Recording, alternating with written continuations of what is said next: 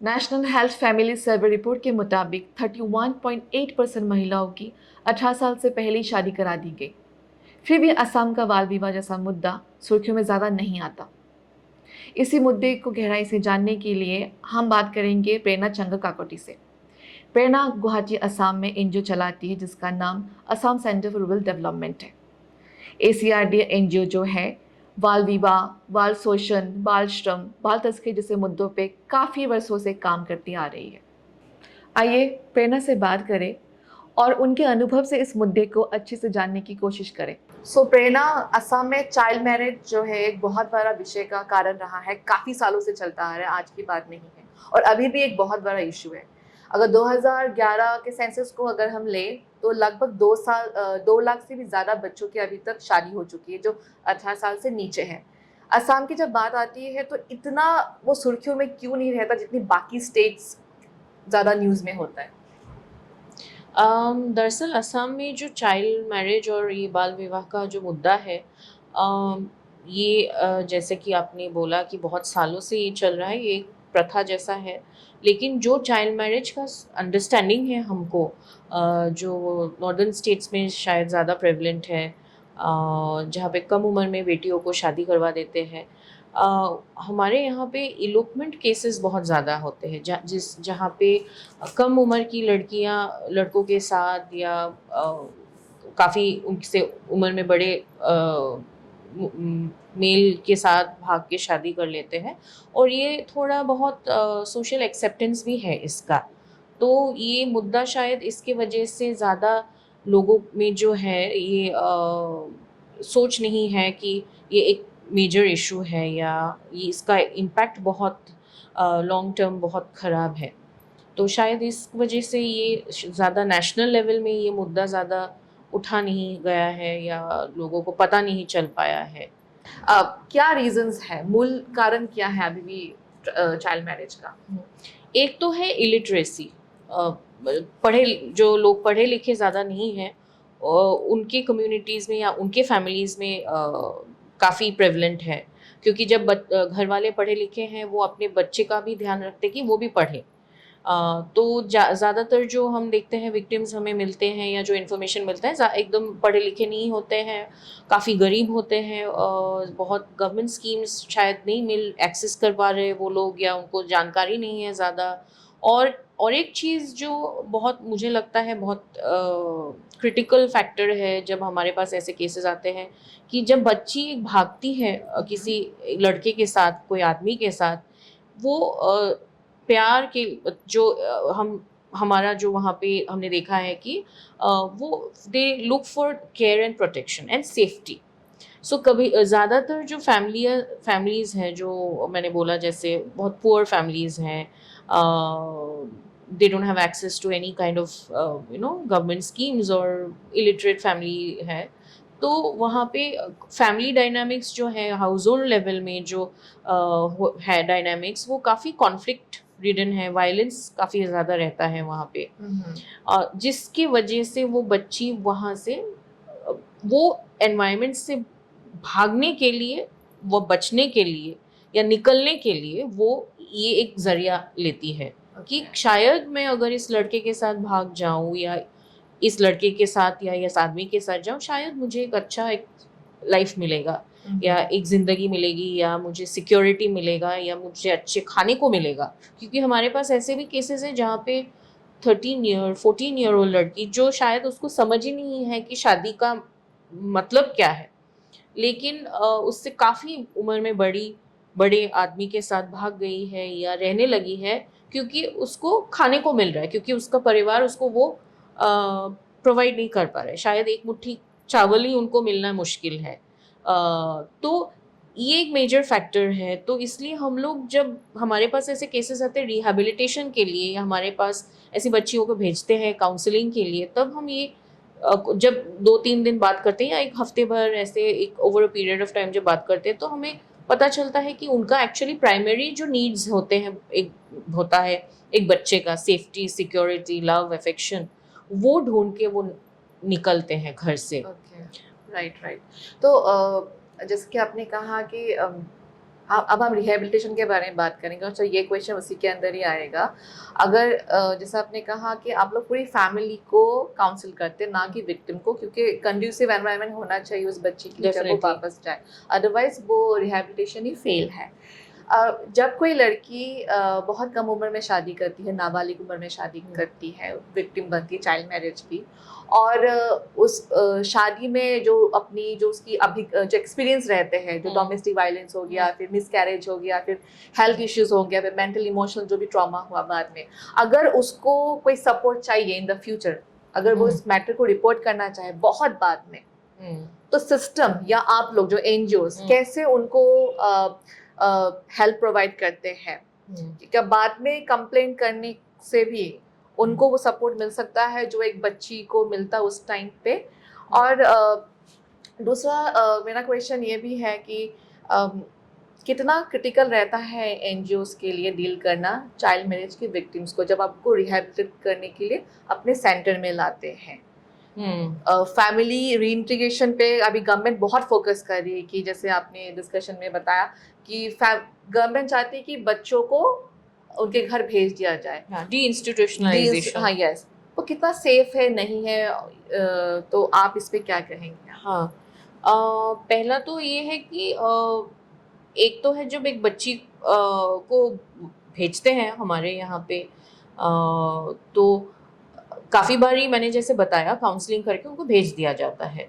तो काउंसलिंग एक ऐसा चीज़ है, कंपोनेंट है जो बहुत हम ज़्यादा फोकस करना हमें चाहिए, और ये एनजीओज बहुत स्ट्रगल करते हैं क्योंकि फैमिली के साथ काउंसलिंग जो प्रोवाइड है वो ऑलरेडी देर एक एग्जिस्टिंग सिस्टम है, जो हमारा चाइल्ड प्रोटेक्शन मैकेनिज्म है उसमें, जैसे एक डिस्ट्रिक्ट चाइल्ड प्रोटेक्शन यूनिट है, चाइल्ड वेलफेयर कमिटी है, सोशल वर्कर्स रहते हैं, काउंसलर्स रहते हैं, फिर एनजीओ आता है बाद में।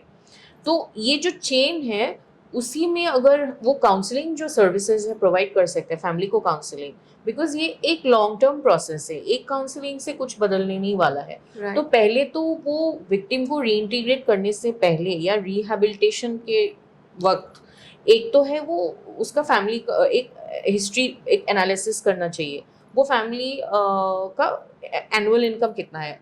Most of the time they are from BPL families, तो फादर क्या करते हैं, मदर क्या करती हैं, उनका फैमिली डायनामिक्स क्या है, और अगर वहाँ पे उनके और बच्चे हैं तो उनका रिलेशनशिप क्या है। बिकॉज बहुत बार जैसे मैंने बोला कॉन्फ्लिक्ट बहुत ज़्यादा रहता है, इंटरनल कॉन्फ्लिक्ट, तो उससे बचने के लिए वो लड़कियाँ भाग जाती है और सेफ्टी के लिए भी भाग जाती है। तो वो सेफ्टी अगर उसको वापस भेजने के बाद मिलता है ठीक है, अगर नहीं मिलता है तो शायद उसको वो हैंड-होल्ड सपोर्ट चाहिए, जो गाइडेंस चाहिए उसको, बिकॉज वो ऐसी उम्र में ये बच्चियां भाग रही है जो एक बहुत टेंडर एज है, जो एडोलेसेंट एज है, जिस एज से हम सब ऑलरेडी पार होके आए हैं।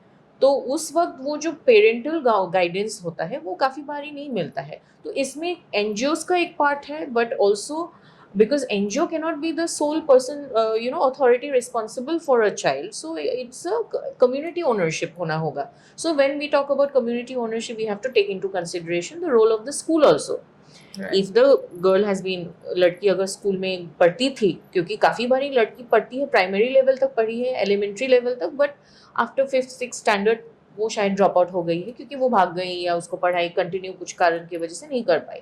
तो स्कूल का एक रिस्पॉन्सिबिलिटी होता है कि टीचर्स का रिस्पॉन्सिबिलिटी होता है, गांव में जो हमारे जो गांव लेवल के जो लोग हैं, मुरब्बी जो है, उनका रिस्पॉन्सिबिलिटी होता है। क्योंकि क्या होता है, क्योंकि ये एक ऐसा प्रथा है या एक सिस्टम है जहाँ पे ये एक सोशल सैंक्शन मिलता है, क्योंकि फैमिली का थॉट प्रोसेस ऐसा रहता है कि बच्ची तो भाग गई, अगर उसको वापस लेके आएंगे तो ये बहुत बड़ी बात है, मतलब ये बदनामी हो गया, इसको कौन और शादी करेगा। तो ये जो मेंटल जो उनका थॉट प्रोसेस है, जो स्टिग्मा है, उसको हटाना है। तो उसको हटाने के लिए everyone has to work in closely in tandem. So counselling is one part, rehabilitation में making sure that girl is sent to a school, because NGO सब कुछ नहीं कर पाएगा, क्योंकि एक बच्ची के बारे में हम बात नहीं कर रहे, हम लोग बहुत सारी बच्चियों के बारे में बात कर रहे। तो वो रिस्टोर करने के टाइम में अगर अभी जो करंटली जो हमारा लॉ है, चाइल्ड मैरिज प्रोहिबिशन एक्ट जो है, इसमें खाली बाल विवाह कैसे रोका जा सकता है या किसका रिस्पॉन्सिबिलिटी क्या है, ये प्रोविजंस लिखा है या कि पेनल्टी क्या है, बट वहाँ पे रिहैबिलिटेशन के बारे में कुछ नहीं लिखा है कि जो लड़कियां बाल विवाह की विक्टिम्स हो चुकी हैं उनको अगर कुछ फाइनेंशियल कॉम्पेंसेशन मिले, या वो फैमिलीज को एक इंसेंटिवाइज करे कि ये फैमिलीज जहाँ पे वल्नरेबल गर्ल्स है, वो आइडेंटिफिकेशन अगर एक प्रोसेस कर पाते हैं हम लोग, ये एक बहुत बड़ा प्रोसेस होगा, क्योंकि हमको एक डेटाबेस बनाना पड़ेगा कि ऐसे कितनी फैमिलीज हैं जहाँ पे ये उम्र की बच्चियाँ हैं। तब एक वो पार्ट हो गया, एक मैपिंग एक्सरसाइज, और उसके बाद वो लड़कियां स्कूल, उनमें से कितनी लड़कियां स्कूल जा रही हैं, उनमें से कितनी लड़कियां गांव में ही हैं, बाहर नहीं गई हैं। क्योंकि बाल विवाह जैसे मैंने बोला इलोपमेंट भी है, उसमें एक चीज़ है कि ट्रैफिक्ड भी होते हैं कुछ बच्चियां जो काम के लिए उनको लेके जाते हैं या शादी के लिए भी लेके जाते हैं, क्योंकि ऐसे भी केसेस मिलते हैं जहाँ पे बाल विवाह हुआ है लेकिन वो ट्रैफिक्ड हुई है। राइट। तो यहाँ पे अगेन एक अलग चीज़ यहाँ पे आ जाता है, क्योंकि ट्रैफिक हुई है विवाह के लिए प्लस एक्सप्लॉयटेशन। राइट। सो ये सब फैक्टर्स अलग चीज़ें हैं, but if we have to come back and talk about rehabilitation, ऐसा कोई स्पेसिफिक प्लान अभी नहीं है। ओके। और चाइल्ड मैरिज में या बाल विवाह में जो प्रॉब्लम्स आती हैं एक लड़कियों को शादी के बाद, अगर मेंटली, फिजिकली, इमोशनली अगर हम देखें, क्या क्या चैलेंजेस उनको आते हैं कम उम्र में शादी करने की वजह से लड़कियों को? हाँ, एक तो है कि कम उम्र में शादी जब होता है एक लड़की का, तो बहुत कम उम्र में उनको फैमिली का रिस्पॉन्सिबिलिटी लेना पड़ता है। और दूसरी बात है कि हमारे सोसाइटी में जो बाय एंड लार्ज है, हम लोग बहुत एक पेट्रियार्कल सोसाइटी के हिस्से हैं, तो लड़कियों के पास वो अधिकार नहीं है अपना फिजिकल हेल्थ को लेके, या अपना डिसीजन मेकिंग पावर जो ऑटोनॉमी होना चाहिए वो होता नहीं है। तो शादी के 1 साल बाद ही वो प्रेग्नेंट हो जाती हैं और उनके बच्चे हो जाते हैं। तो जब लड़की खुद ही बहुत नाबालिग है, उसका स्वास्थ्य भी अच्छा नहीं है, शायद उनकी मम्मी भी बहुत ज़्यादा हेल्दी नहीं थी, या और मे बी काफ़ी कम उम्र में उनका भी शादी हो गया था, तो ऑटोमेटिकली उनका हेल्थ कॉम्प्लिकेशंस बहुत ज़्यादा हो जाता है, स्पेशली जब वो प्रेग्नेंट हो जाती है। और ऐसे काफ़ी सारे इंसिडेंट्स होते हैं जहाँ पे बच्ची जब प्रेग्नेंट होती है, उनका डिलीवरी जब होता है, उनका बच्चे का देहांत हो जाता है, या तो बच्चे का जो वेट है आइडियल वेट नहीं होता है।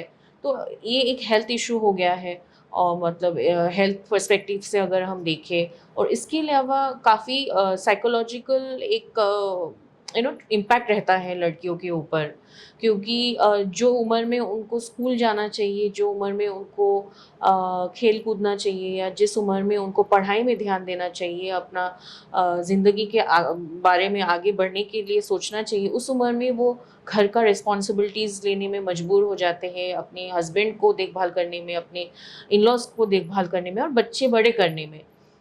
तो जब हम असम के पॉकेट्स के बारे में बात करें, हम किस पॉकेट में ज़्यादा, आप कौन से डिस्ट्रिक्ट या क्षेत्र है असम में जहाँ चाइल्ड मैरिज का सबसे ज़्यादा केसेस पाए जाते हैं? कोई कम्युनिटी है पर्टिकुलरली, या फिर कितनी बच्चों के बारे में बात कर रहे हैं? ऑन एन एवरेज कितने केसेस आते हैं आप लोगों के पास? वैसे तो जो नेशनल फैमिली हेल्थ सर्वे जो है, उनका जो डेटा अगर आंकड़ा हम देखें, तो असम टॉप 5 स्टेट्स में है जहाँ पे चाइल्ड मैरिज बहुत प्रेवलेंट है। Exactly. और मेरे पास जो डेटा है वहाँ पे हमने देखा है कि जो 257 या 247 जो डिस्ट्रिक्ट्स है जहाँ पे चाइल्ड मैरिज का प्रेवलेंस बहुत ज़्यादा है, उनमें से आधा से ज़्यादा डिस्ट्रिक्ट्स असम के ही हैं। Okay. तो इसका मतलब बहुत हद तक असम में ये प्रेवलेंट है। और टॉप डिस्ट्रिक्ट्स अगर मैं बताऊँ तो धुबरी, साउथ सालमारा, मनकाछार डिस्ट्रिक्ट है, ग्वालपारा, नौगांव, मोरीगांव, लखीमपुर, बरपेटा, बंगाईगांव, ये सब ऐसे कुछ डिस्ट्रिक्ट्स हैं जहाँ पे चाइल्ड मैरिज का जो परसेंटेज है बहुत ज़्यादा है। और जो बोडोलैंड टेरिटोरियल एरिया है, जो जी। बक्सा रीजन हो गया, हम काफ़ी देखते हैं वहाँ से चाइल्ड मैरिज केसेस भी काफ़ी आ रहे होते हैं, जी। तो वहाँ का कैसा सिनेरियो है? हाँ, वहाँ पे भी काफ़ी हद तक चाइल्ड मैरिज प्रेवलेंट है। और टू आंसर योर क्वेश्चन, कौन से कम्युनिटी में ज़्यादा होता है, अभी जो हम देखते हैं और जो हमारे पास इंफॉर्मेशन है उसके हिसाब से अगर मैं बोलूँ, ये अक्रॉस ऑल कम्युनिटीज़ होता है। ओके। हाँ, माइनॉरिटी कम्युनिटीज़ में थोड़ा बहुत ज़्यादा होता है, बिकॉज़ वहाँ पे एजुकेशन में ज़्यादा फोकस नहीं करते हैं बच्चियों का एजुकेशन में, बट अदरवाइज जो हमारे पास केसेस आते हैं, इंफॉर्मेशन आते हैं, वो हम देखते हैं ट्राइबल कम्युनिटीज़ में भी होता है चाइल्ड मैरिज। जो जनरल कास्ट के पॉपुलेशन है, असमीज़ बंगाली कम्युनिटीज़ में भी होता है, आदिवासी कम्युनिटी में भी बहुत ज़्यादा होता है। तो ऐसा नहीं है कि कोई पर्टिकुलर कम्युनिटी में ही ज़्यादा हो रहा है और बाकी में होता नहीं है। और बक्सा अगर हम देखें तो बक्सा और उसी बीटीएडी में जितने भी डिस्ट्रिक्ट्स है, चिरांग, कोकराझार और तमुलपुर, उदालगुड़ी, ये सब डिस्ट्रिक्ट्स में चाइल्ड मैरिजेस अभी भी हो रहा है। और यहाँ पे जो सिस्टम है, अभी जैसे पिछले साल हमारे जो सीएम है, उन्होंने गांव पंचायत के जो सेक्रेटरीज हैं उनको नोटिफाई करके सीएमपीओ बना दिया था, मतलब they were notified as the child marriage probation officers. इसका मतलब है कि उनके पास वो अधिकार है कि अगर उनके पास कोई भी इंफॉर्मेशन पहुंचे कि कहीं पे एक चाइल्ड मैरिज हो रहा है या हो चुका है, तो वो वहाँ पे लीगल एक्शन ले सकते हैं। They can lodge an FIR and suo motu case एक हो सकता है। लेकिन बक्सा में हमने देखा है, या ये बीटीडी एरियाज में हम देखते हैं कि वहाँ पे गांव पंचायत का एक सिस्टम नहीं है। वहाँ पे वीसीडीसी बोलते हैं, जो विलेज काउंसिल डेवलपमेंट कमेटी। तो वहाँ पे क्या होता है, गांव पंचायत का कॉन्सेप्ट नहीं है। इसका मतलब कि वहाँ पे जो वीसीडीसी होता है, उनके जो चेयरमैन्स होते हैं, या जो हम जानते हैं लातमोंदल बोलते हैं कोलोकियली, वहाँ पे जो डायरेक्टली सर्कल ऑफिसर के नीचे जो ऑफिशियल्स रहते हैं, उनको ये पावर्स दिया गया है कि वो चाइल्ड मैरिज रोक सकते हैं। आपने एक बात कही थी जब हमारी कन्वर्सेशन चल रही थी ऑफ द कैमरा कि जो मास ड्राइव हुआ पिछले साल, जो हमारे असम के मुख्यमंत्री हिमंत बिश्व शर्मा ने जो मास ड्राइव लॉन्च किया था, उसमें काफ़ी लोग अरेस्ट हुए थे और उन्होंने पर्टिकुलरली मुस्लिम माइनॉरिटी पे टारगेट करते हुए वो कैंपेन को काफ़ी कैंपेन के बारे में न्यूज़ में बताया, प्रचार किया।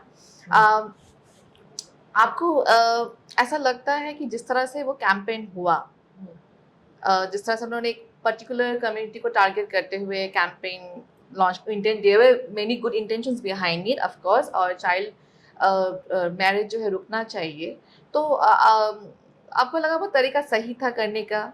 और जो सोशल वर्कर्स होते हैं, जो एनजीओ वर्कर्स होते हैं, जो ग्राउंड में मेन वर्कफोर्स है, सोल्जर्स है, जो विक्टिम्स फैमिली से विक्टिम से मिलते हैं, उनका रोजाना उनका एक उनका एक कनेक्शन है, और वो कहीं ना कहीं वो brunt, they can face the brunt of the how government is doing these drives, because the drives look very aggressive than the Yes. regular drive.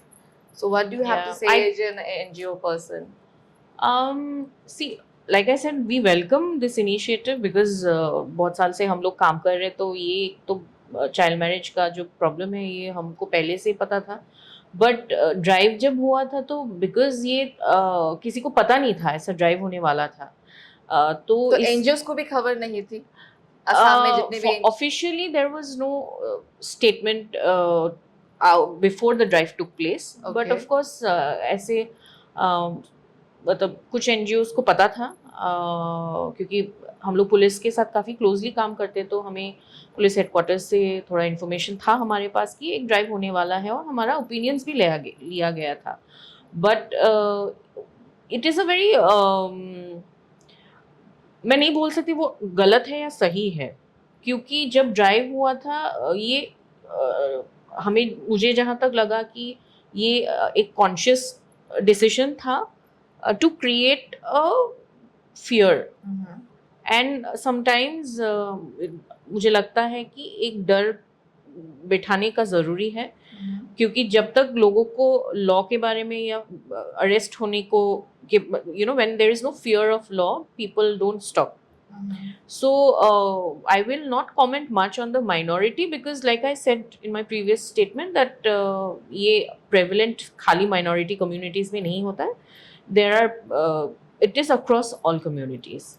So we cannot segregate, but maybe the percentage may differ. So ये थोड़ा political हो जाता है क्योंकि I think उस time में काफ़ी ये इशू भी पॉलिटिसाइज किया गया था. So it was politicised a lot. So because I am an NGO person, so we don't look at it like that because ultimately हम लोग का approach is different. Our thoughts are aligned with the focus on the victims who are children, who are young girls, who are from very vulnerable families.